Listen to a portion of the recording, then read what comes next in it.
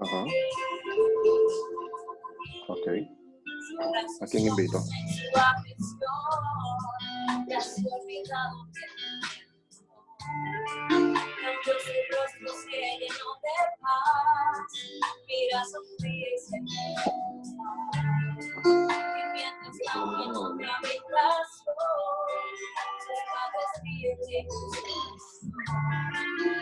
Hay una esperanza para ti, tu milagro puedes recibir, tan solo una oración puede curar tus heridas, una oración puede llenarte,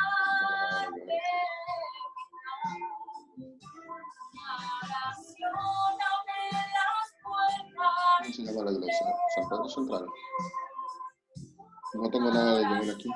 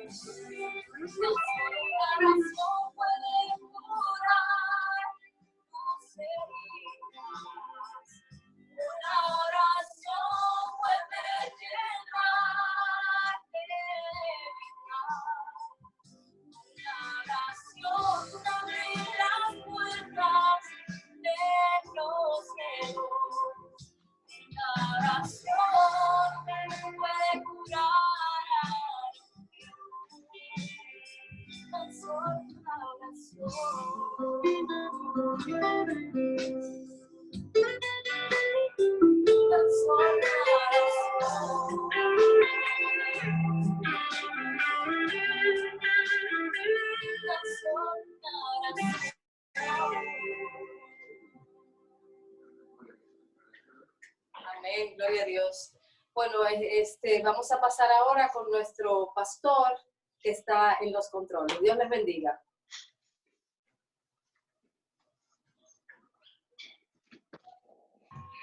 Muy bien, queridos hermanos, agradecemos de todo corazón a nuestra joven Mabe y a esta familia por alabar el nombre del Señor. Creo que ha llegado un buen momento para escuchar lo que Dios nos manda decir hoy. Tenemos con nosotros al pastor Vladimir Polanco, a un amigo, un profesor, ¿saben? Y él ha aceptado con gusto compartir en este momento con cada uno de nosotros el mensaje de la palabra de Dios. Así que el pastor Vladimir, como lo conocemos, es el director de la revista Prioridades, de nuestra revista misionera para Interamérica, y en este momento queremos escuchar la palabra de Dios. Luego del mensaje vamos a tener alguna sesión de preguntas acerca de la palabra de Dios, acerca de las profecías de este tiempo, que muchas de ellas han ido teniendo cumplimiento. En este momento, Pastor Vladimir, bienvenido, y que la palabra de Dios nos llene en esta mañana. Amén. Muy buenos días para todos, amigos, hermanos que están conectados. Un placer grandísimo para mí tener la oportunidad de predicar la palabra de Dios y compartir con ustedes alguna palabra que pueda servir de aliento y motivación en un momento tan crítico como el que está viviendo la humanidad. Yo quisiera que podamos iniciar teniendo una palabra de oración. Padre querido, que al abrir tu palabra podamos oír tu voz, que tu palabra pueda traer aliento y esperanza a cada uno de nuestros corazones y que tú puedas, oh Señor, una vez más hablarle a tu pueblo. En el nombre de Jesús te lo pido. Amén. Hace varios días atrás leí una noticia muy triste. Una enfermera italiana, tras trabajar día y noche intentando salvar a otras personas, ella misma fue contagiada con la enfermedad COVID-19. En su angustia por no convertirse ella en un foco de transmisión para otros, imagínese usted, su papel como enfermera es ayudar a que otros sanen, pero ahora al contraer la enfermedad ella misma se había convertido en un posible foco de transmisión para otros y tenía mucho miedo de que en lugar de sanar, ella afectara a otra persona, a un familiar, a un amigo, a otro paciente. Así que ella fue recluida en cuarentena, pero su angustia y su desesperación al saber que tenía esta enfermedad fue tan grande que según ella la mejor opción era quitarse la vida y se suicidó. Ayer yo vi un reportaje de mi país, de República Dominicana, donde una señora junto con otros miembros de su familia en San Francisco lloraba de forma desesperada. Lloraba no solo porque perdió a su esposo, un periodista muy conocido en esa ciudad, sino que lloraba por la angustia, el temor y la desesperación de que ella y los demás miembros de la familia estuvieran condenados, estuvieran enfermos. Y a mí me partió el corazón ver la angustia de esa señora. ¿Cómo es posible que en un mundo que parecía estar viviendo su mejor momento, el mundo estaba estable financieramente, no había grandes conflictos de guerra, la tecnología parecía que tenía la solución a todos nuestros problemas, cómo de repente, de un momento a otro, en cuestión de meses, un pequeño patógeno ha puesto de rodillas a las naciones más poderosas del mundo, un pequeño patógeno nos ha sumergido en un caos que ninguno de nosotros había podido imaginar? Un pequeño patógeno parece que nos está arrebatando la esperanza. Yo quisiera invitarte a que podamos leer en el libro de Éxodo, capítulo 14. Éxodo, capítulo 14. Un relato que me parece que puede ser muy oportuno para la época en la que estamos viviendo. Éxodo capítulo 14. Es un relato hermosísimo de la palabra de Dios. De hecho, su contenido ha servido de inspiración para otras grandes porciones de la Biblia, para otros relatos. Vamos a encontrar salmos, vamos a encontrar en Isaías, en Apocalipsis, en las cartas de Pablo, constantemente alusiones a este episodio de la historia bíblica, porque es uno de los episodios más importantes que tiene la palabra de Dios. Éxodo 14, porque bien Éxodo 14 pudiera ser un prototipo de lo que estamos viviendo en este momento. Y pudiera ser la experiencia no solamente de nuestro mundo, pudiera ser la experiencia de nuestras familias, la experiencia mía como individuo, como persona, que me siento acorralado por distintas circunstancias. Éxodo capítulo 14. Repito, uno de los relatos más hermosos que tiene la palabra de Dios. Podemos dividir Éxodo 14 para que no tengamos que leer todo el capítulo. Podemos dividir el capítulo en tres partes. Y en cada una de esas partes está la reacción de los enemigos de Dios, está el discurso de Dios y está la forma en la que el pueblo de Dios reaccionó a esa situación. Y las tres partes son muy fáciles de aprender. La primera es cuando el pueblo está frente al mar. Cuando el pueblo está frente al mar, ahí vamos a ver las acciones del faraón frente al mar, vamos a ver el discurso de Dios cuando estaba el pueblo frente al mar, vamos a ver la actitud del pueblo de Dios cuando le tocó estar en esa posición. El segundo elemento en Éxodo 14 es cuando el pueblo está dentro del mar. Ya no es que está al frente, no, el pueblo decidió entrar, ya está dentro. Entraron también los enemigos y por supuesto también entró Dios. Y el tercer momento de la historia es cuando el pueblo sale del mar. ¿Y qué pasa con Dios y con los enemigos de Dios cuando ocurre ese tercer momento? Así que la historia es muy sencilla, la historia es muy sencilla. Éxodo 14 presenta 3 momentos en la historia de Israel. Un momento, estamos frente al mar. Un segundo momento, estamos dentro del mar. Y un tercer momento, estamos fuera del mar. Yo en lo que más quiero concentrarme esta mañana es en lo que dice Dios, en el mensaje que da Dios en cada uno de esos momentos, porque en realidad ¿qué hicieron los enemigos de Dios? No tiene ninguna importancia para nosotros. ¿Qué podemos hacer nosotros? Imagínate que lo más que nosotros podemos hacer es meter la pata y cometer errores tan grandes como lo que hicieron los egipcios. Pero cuando uno se detiene a escuchar lo que Dios dijo y cuáles fueron las palabras de Dios en cada uno de esos 3 momentos, entonces eso nos ayuda a nosotros a saber lidiar la circunstancia que nos toque enfrentar, ya sea que estemos en el mar, ya sea que estamos frente al mar o ya sea que estemos saliendo del mar. Así que vamos a comenzar a leer. Cuando el pueblo de Dios está frente al mar, el pueblo ahora está frente al mar, está en una encrucijada. En un momento en el que ellos debían tomar otra dirección, Dios le dice al pueblo, no, por ahí no. Di a los hijos de Israel que regresen, o sea, iban por un camino hacia el norte, que regresen hacia el sur y acampen, dice el versículo 2, delante de Pi-Hariot, entre Migdol y el mar enfrente de Baal-Zephón. Pero ¿qué pasa?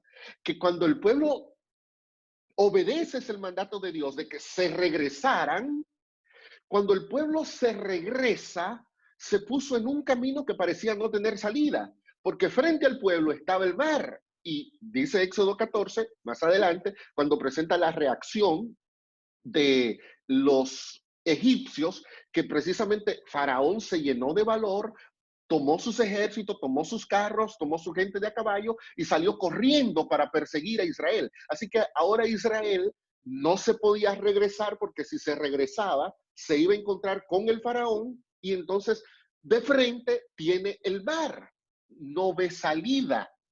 Y cuando se ve en esa circunstancia, un enemigo que decide te voy a perseguir y un mar que está frente a ellos imponente, miren cómo reacciona el pueblo. Versículo número 11. El pueblo reaccionó así. No había sepulcros en Egipto que nos has sacado para que muramos en el desierto. ¿Por qué nos has hecho esto?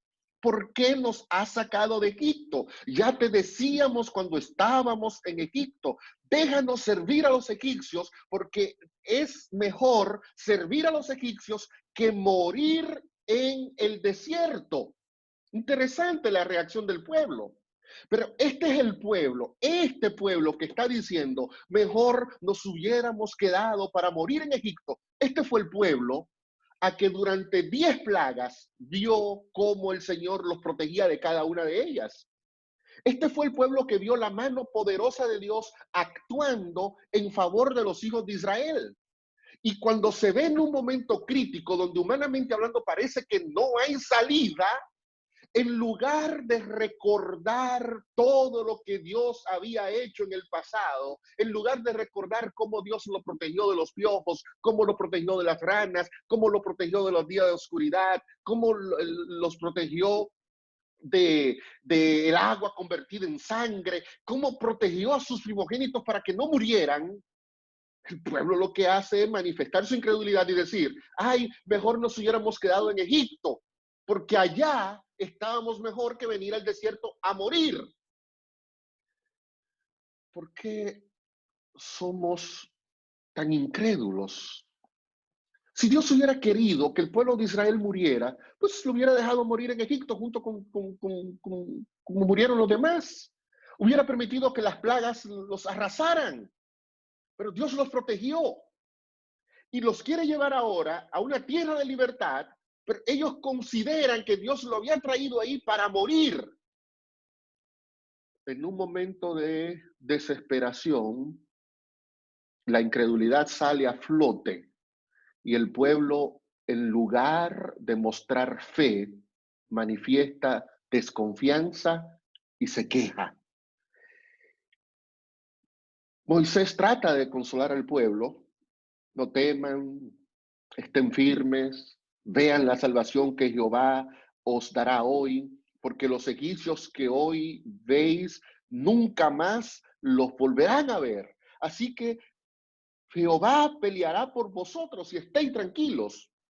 Pero ahora yo quiero que veamos las palabras de Dios. Las palabras de Dios. Dios le dice, cuando el pueblo está frente al mar, cuando el pueblo está ahí, noten las palabras de Dios, versículo 15. Jehová dijo a Moisés, ¿por qué clamas a mí?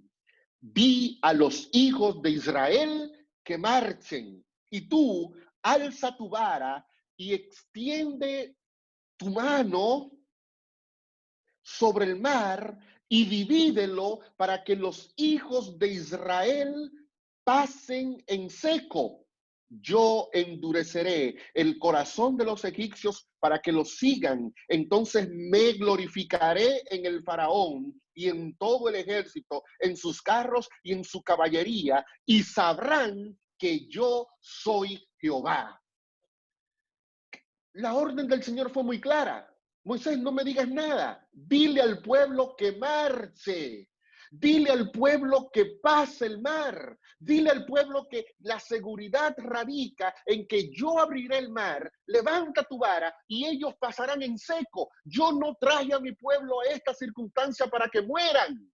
Y entonces Dios dice algo que lo vamos a analizar un poquito más adelante. Pero dentro de ese discurso divino, Dios dice algo que a mí me deja lleno de asombro. Dios dice, yo me glorificaré en el faraón y en todo su ejército y su caballería. Yo me glorificaré.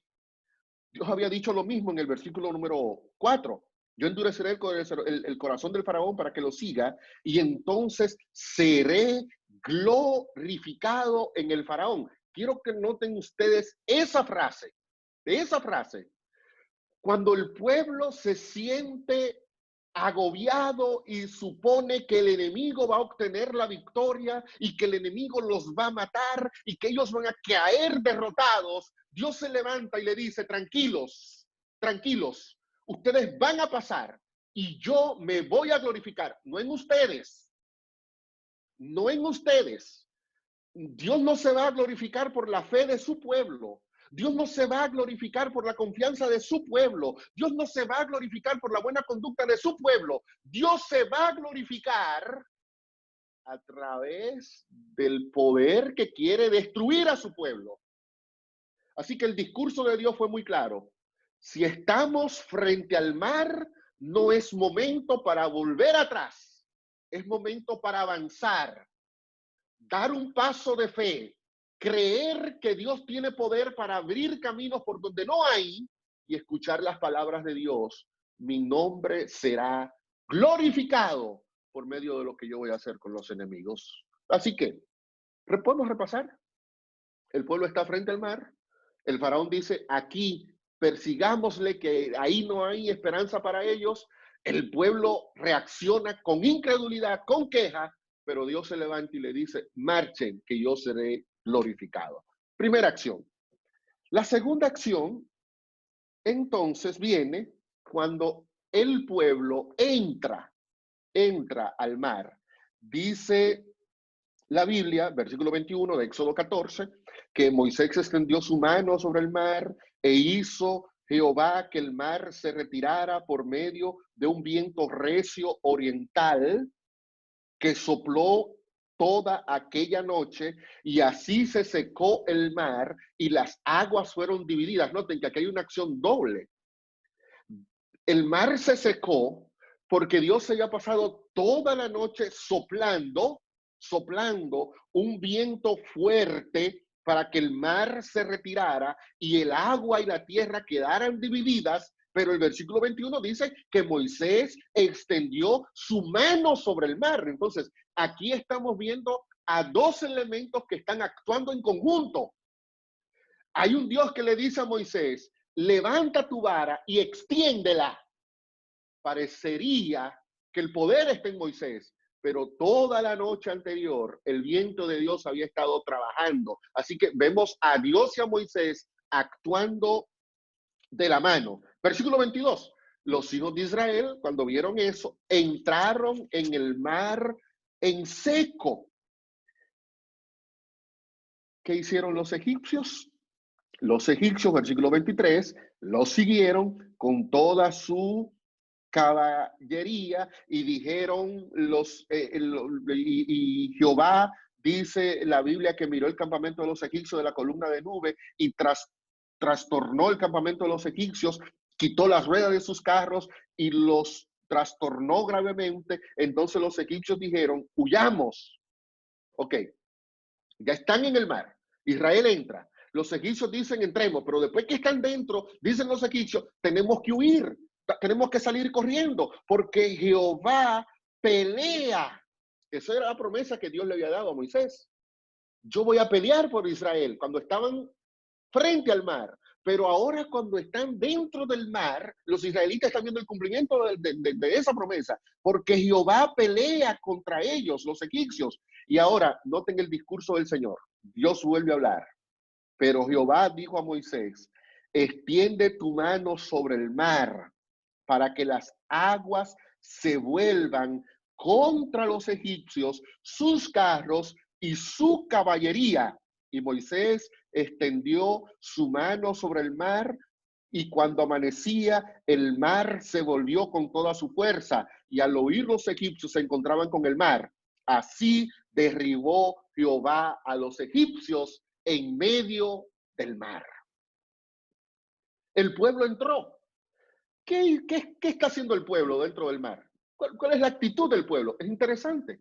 Aquí no encontramos al pueblo hablando, no encontramos al pueblo quejándose, no encontramos al pueblo glorificando a Dios. Aquí vemos a los egipcios que dicen, tenemos que salir corriendo porque no podemos con esta gente porque Jehová está peleando.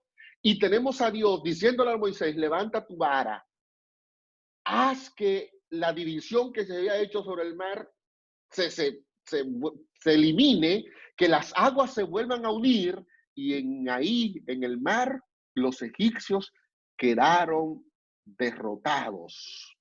Quedaron derrotados.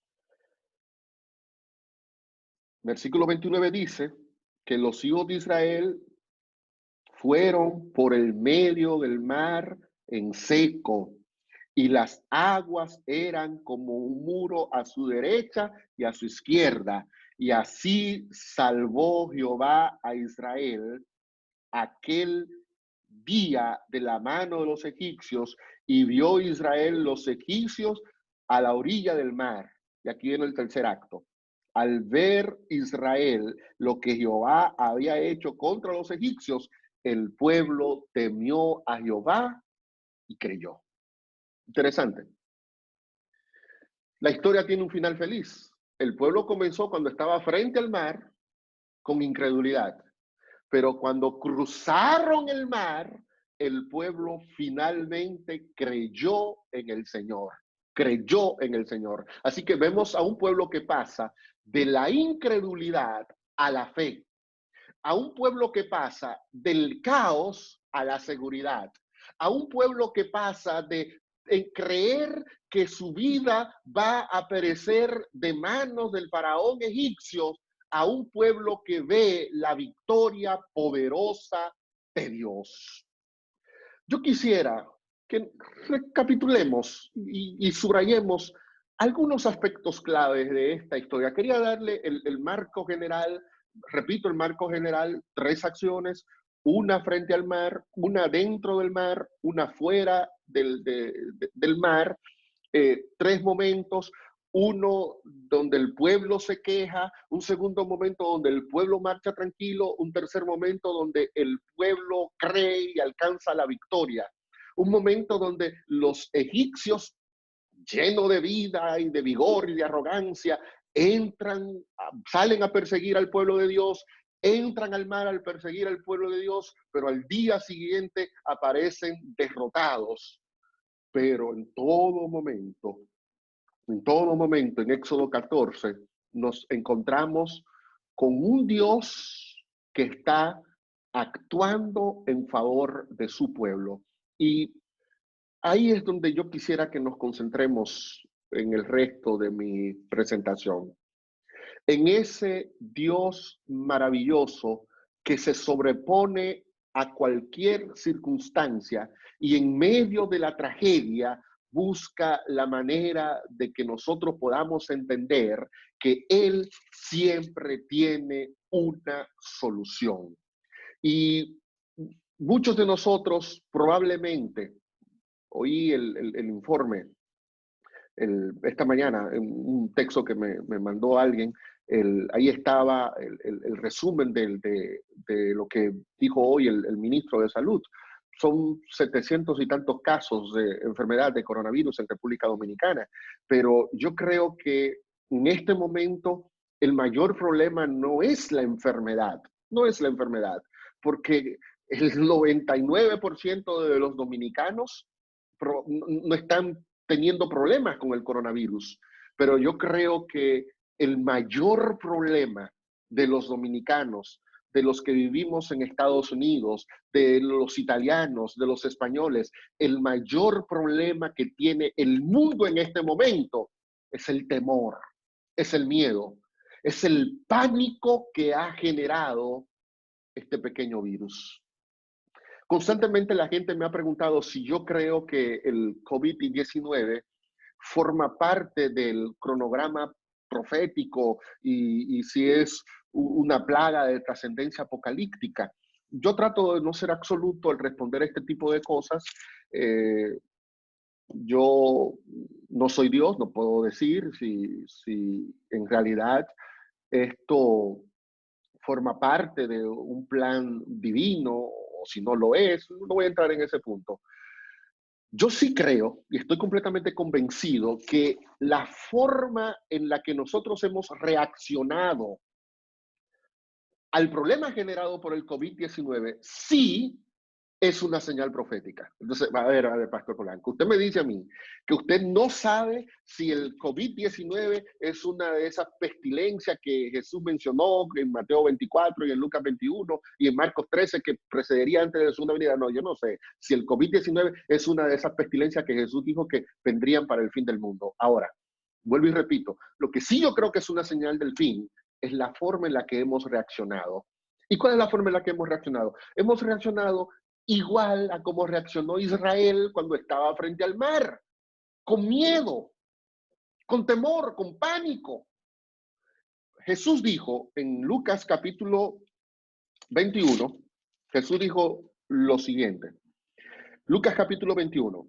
Entonces, versículo 25, entonces habrá señal en el sol, en la luna, en las estrellas y en la tierra, angustia de la gente. Yo veo a la gente angustiada. Yo veo a la gente confundida. Pero Jesús sigue diciendo en el versículo 26, los hombres quedarán sin aliento por el temor y la expectación de las cosas que sobrevendrán. Y entonces, ahí sí yo veo a Jesús prediciendo algo que estamos contemplando con nuestros propios ojos. Jesús sí habló que antes de su segunda venida, la gente estaría con angustia, los hombres quedarían sin aliento por el temor y la expectación. Y eso sí yo veo en la sociedad. Eso sí yo veo en nuestro planeta. Eso sí yo veo en las grandes potencias del mundo, arrodilladas, temerosas, asustadas ante un patógeno microscópico. Tenemos miedo hasta de abrazar y besar a nuestros seres queridos. Tenemos miedo de darle la mano a un amigo. Tenemos miedo de abrir una puerta. Tenemos miedo de tomar una fruta con la mano en un supermercado. Tenemos miedo.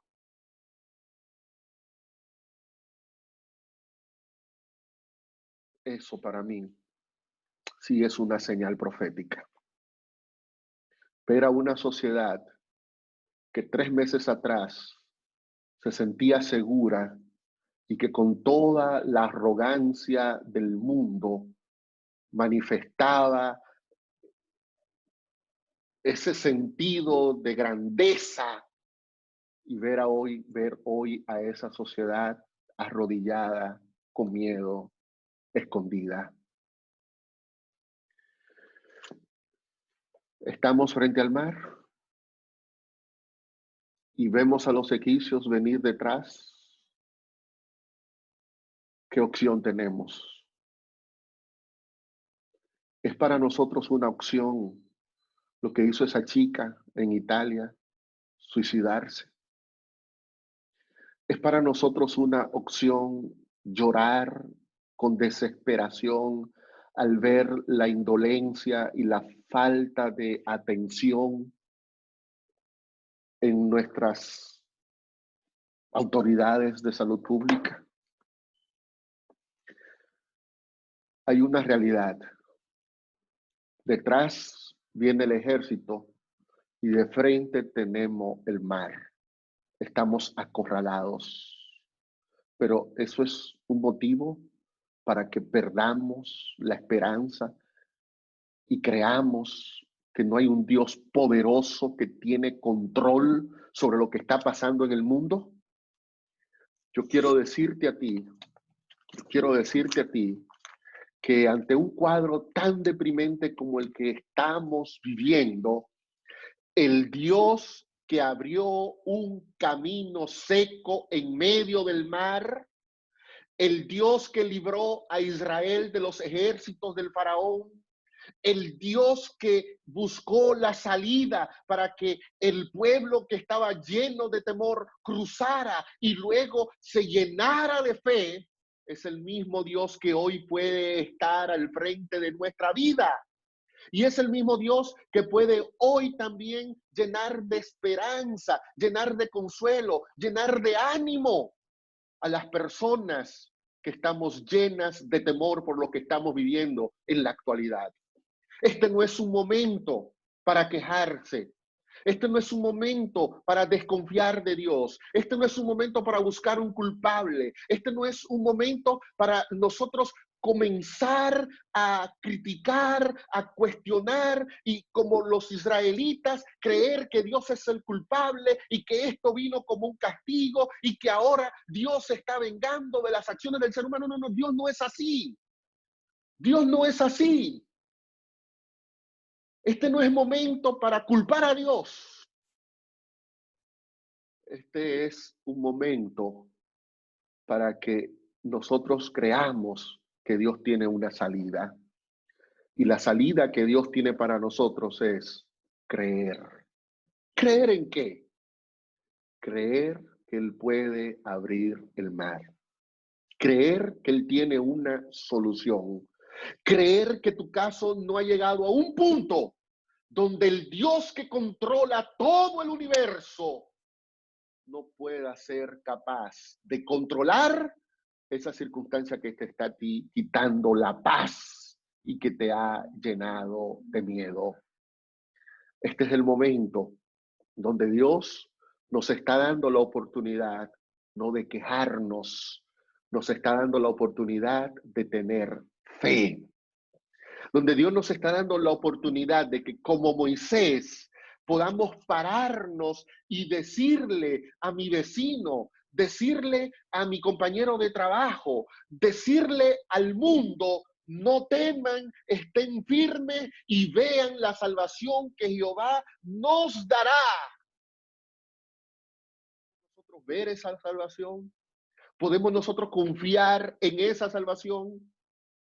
Yo te estoy pidiendo que abra tus ojos más allá de lo que es terrenal, Y no solamente le pierdas el miedo a ese pequeño virus mortal que lo más que puede hacer es quitarte la vida en esta tierra. Pero Jesús fue muy claro cuando Jesús dijo, no temas a lo que puede quitar la vida que tú tienes en el cuerpo. No le temas a eso.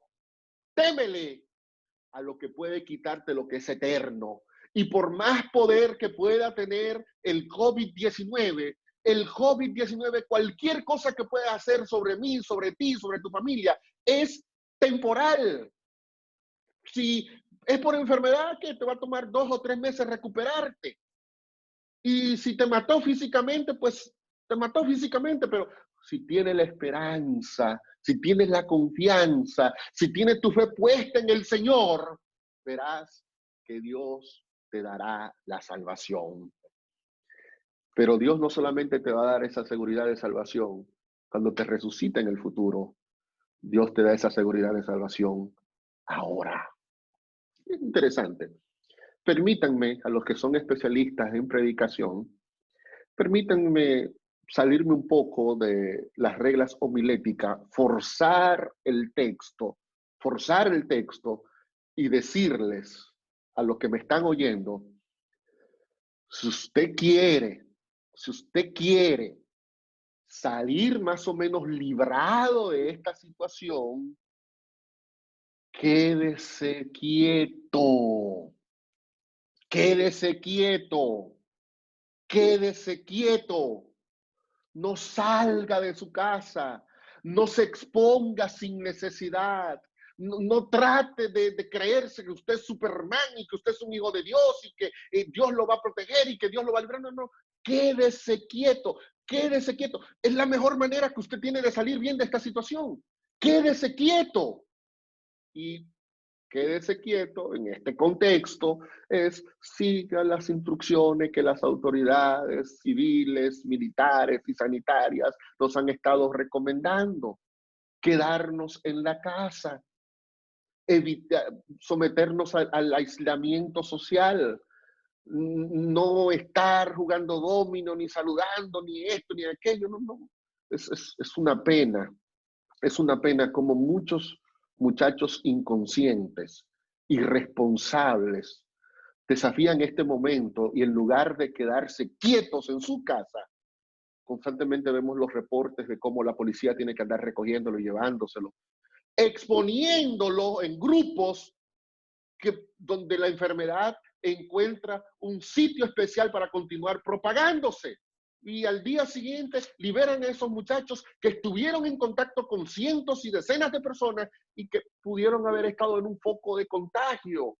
Por favor, sigamos la orden que Moisés le dijo al pueblo. Quédense quietos y veremos la mano poderosa de Dios actuar en medio de esta circunstancia. Hay un segundo elemento que yo quiero resaltar y es esas 2 veces que Dios dice en el texto, me voy a glorificar en el faraón. Me voy a glorificar en el faraón, pero el faraón es un enemigo de Dios. El faraón está persiguiendo al pueblo de Dios. El faraón quiere matar a los hijos de Dios, pero Dios dice, yo me voy a glorificar. ¿Cómo puede Dios glorificarse con un poder que es enemigo a mí? ¿Cómo puede Dios hacer eso? Jesús dijo en Juan 17, Padre, glorifícate en mí. Ah, eso yo lo puedo entender.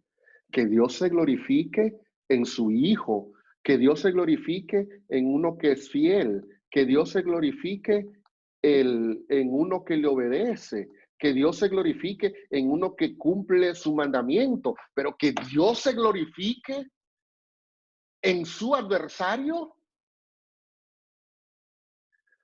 Lo que Éxodo 14 nos está diciendo a nosotros es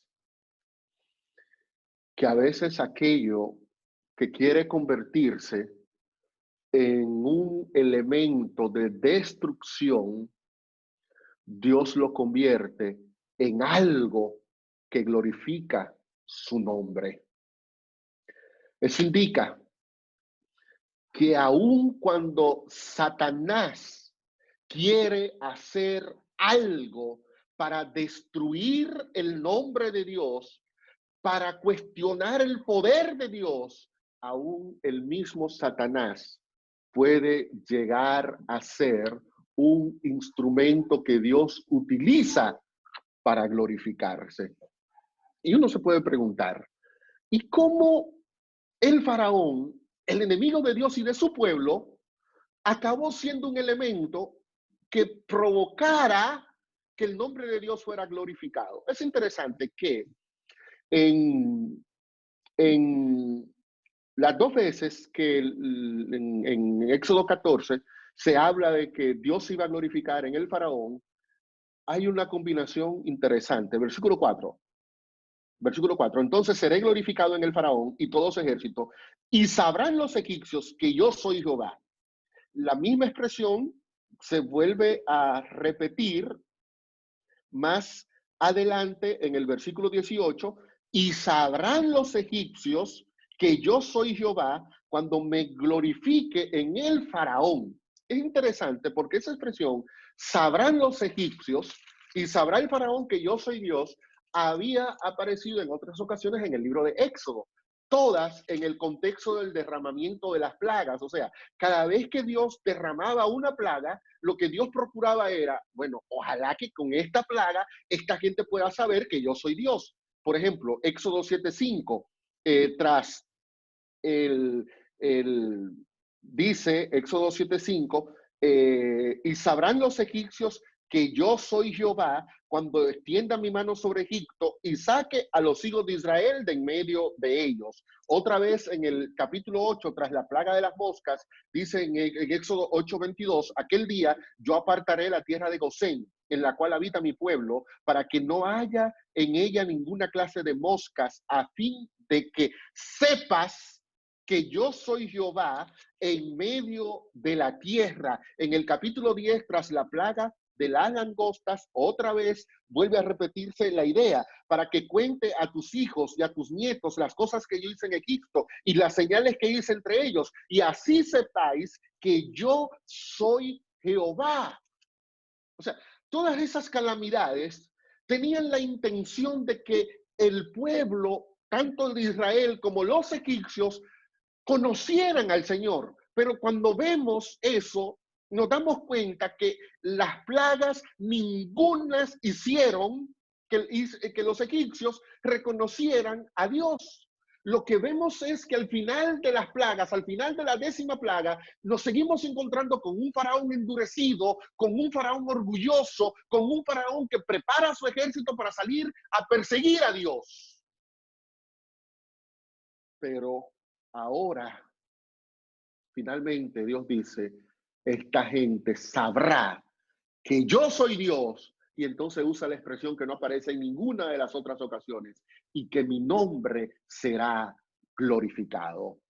Y noten que al final de este proceso, de este último momento, efectivamente, el pueblo de Israel, al ver lo que Dios había hecho con los egipcios, temió a Jehová y creyó.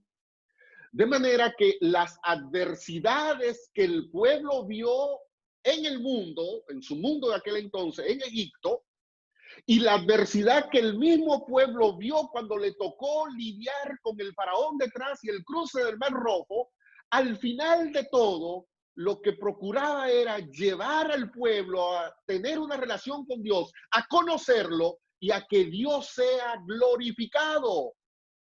De manera que si hay algo que una situación de adversidad debe hacer en nosotros, es llevarnos a creer, wow, el nombre de Dios, cuando termine esta prueba, quedará glorificado en mi vida.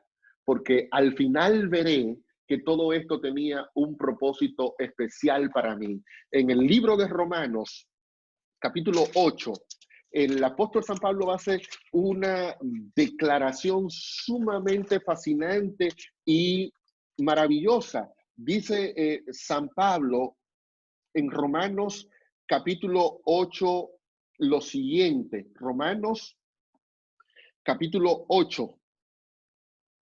Romanos capítulo 8, versículo número 28. Sabemos además que a los que aman a Dios, todas las cosas los ayudan a bien. Esto es, a los que conforme a sus propósitos son llamados.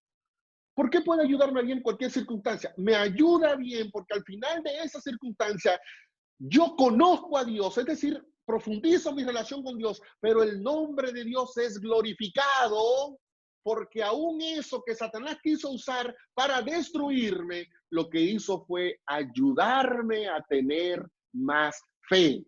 Así que Dios no solamente está conmigo antes de entrar al mar, Dios no solamente está conmigo durante mi paso por el mar, Dios no solamente está conmigo al final de mi salida del mar, sino que todos los elementos que van ocurriendo en cada una de esas esferas tienen como propósito que Dios sea glorificado y que yo pueda al final terminar teniendo una mejor relación con Él, porque lo conozco. El Job nos presenta un prototipo muy especial de esa circunstancia. Job dice que le vino todas esas adversidades y toda esa prueba y toda esa tragedia que nosotros sabemos, pero termina Job diciendo en su último capítulo, en el capítulo 42, de oídas te había oído, pero ahora mis ojos te ven. O sea, Satanás quiso destruir a Job, pero todas esas adversidades lo que hicieron fue que el nombre de Dios fuera glorificado y al final encontrarse con un Job que tenía una fe más fuerte, una fe más robustecida. Eso es lo que veo en la experiencia de Israel. El pueblo que estaba con miedo, al ver la acción poderosa de Dios, Dios es glorificado y su pueblo termina siendo un pueblo de fe. ¿Acaso no tiene que ocurrir lo mismo con nosotros? Pero la reacción natural en nosotros es que cuando nos vemos en una situación que humanamente hablando parece no tener salida, nosotros lo primero que nos viene a la mente es, Dios no está conmigo, Dios se olvidó de mí, ya no es necesario creer, ya no tengo que confiar. Y entonces tratando de encontrar una solución a eso, terminamos como esa muchacha de Italia, poniendo fin a nuestra vida. Ojalá que en medio de tu circunstancia de manera personal y que en medio de la circunstancia por la que está atravesando el mundo, nosotros podamos al final de todo ver que el nombre de Dios fue glorificado en nuestras vidas y que podemos decir, ahora conocemos mejor a Dios. Por último, hay una combinación en Éxodo 14 de eventos milagrosos y extraordinarios con acciones humanas y ordinarias. Y es interesante esa combinación doble de lo extraordinario y lo ordinario. Una acción ordinaria. Moisés levanta tu vara. Y Moisés fue la orden divina. Agarró y levantó su vara. Una acción extraordinaria. Dios soplando para que el mar se abra. Una acción ordinaria. El pueblo entra al mar y marcha, camina. Una acción extraordinaria. Versículo número 10, versículo número 20. E iba entre el campamento de los egipcios y el campamento de Israel, hablando de la nube. Para aquellos era una nube tenebrosa, pero para Israel lo alumbraba de noche. Por eso en toda aquella noche nunca se acercaron los unos de los otros. Noten, una acción ordinaria, el pueblo va pasando. Pero esa misma acción que para Israel es algo ordinario, caminar, también es una acción milagrosa. La nube a Israel le da luz, pero la misma nube a los egipcios le da oscuridad. la mismita, no eran dos nubes. Pero detrás del paso ordinario del pueblo hay un Dios que está obrando un milagro, una acción ordinaria. Dice el texto, versículo 25, que además quitó las ruedas de los carros de los egipcios. Quitarle la rueda a un carro, una acción ordinaria, una acción extraordinaria. Dios estaba allí peleando por su pueblo. Vemos entonces que en medio de lo ordinario, Dios va ejecutando acciones extraordinarias, pero ese poder maravilloso de Dios se manifiesta cuando los hijos de Dios hacemos la parte ordinaria que nos toca a nosotros. ¿Qué nos toca a nosotros? Nos toca marchar. No hay ningún poder, no hay ninguna virtud, no hay ninguna magia en eso. Nos toca marchar. Pero esa marcha de fe es lo que da paso al evento extraordinario, el Dios que abre el mar. ¿Qué nos toca a nosotros? Levantar una simple vara, alzarla, pero alzar esa vara ordinaria es lo que da paso a que la acción extraordinaria y maravillosa de Dios se ejecute. Estamos viendo entonces que en Éxodo 14 hay una combinación de el extraordinario poder divino con las acciones ordinarias que nos toca realizar a nosotros como seres humanos. ¿Qué te ha pedido a ti Dios? El libro de Miqueas, capítulo 7, dice, hombre, yo te he declarado lo que es bueno. ¿Y qué pide Jehová de ti? Que andes humildemente delante de tu Dios, que actúe con misericordia, que sea justo. Todos sabemos lo que Dios nos ha pedido. Y creo que en un momento como este, Dios nos está dando una maravillosa oportunidad para que hagamos lo que Él nos ha pedido. Y cuando nosotros hacemos la parte que nos corresponde a nosotros, entonces le damos paso y oportunidad para que Él pueda hacer las grandes maravillas que quiere realizar en nuestras vidas. Pero a veces queremos ver a un Dios que obra cosas maravillosas, pero no queremos hacer nosotros las partes ordinarias que nos toca. Y yo quiero que tú sepas que el éxito en la vida va a depender de la unión de esos dos poderes, de la unión de esas dos fuerzas, lo ordinario con lo extraordinario, lo humano con lo divino, lo mortal con lo inmortal, lo débil con lo que es realmente fuerte. Cuando esos dos elementos se unen, el mar se va a abrir y tus más grandes enemigos quedarán tendidos en el mar y tú podrás cruzar al otro lado y cantar, como dice Apocalipsis capítulo 14, el cántico de Moisés y del Cordero. Yo quiero, Señor, estar ese día allí. Yo quiero entonar ese canto de victoria.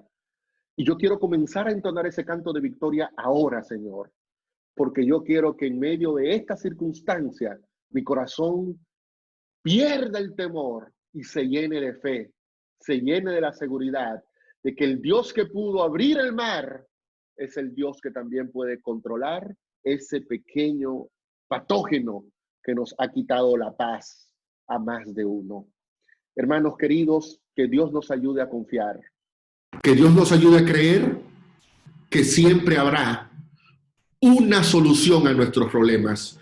Que Dios nos ayude a tener la seguridad de que para nosotros el mar siempre estará abierto, porque tenemos un Dios que con poder ejerce su soberanía y su dominio sobre todo lo que ocurra en la tierra.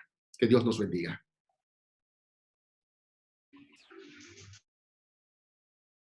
Bien, agradecemos de todo corazón al pastor Vladimir Polanco por este poderoso mensaje de la palabra de Dios. Creo que hemos sido bendecidos, doctor, ¿verdad? Eso es así, pastor.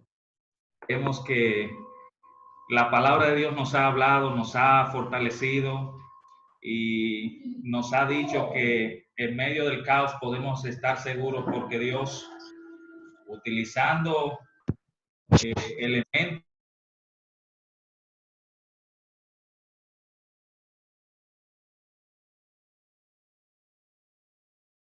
ordinarios. Intervención, pastor.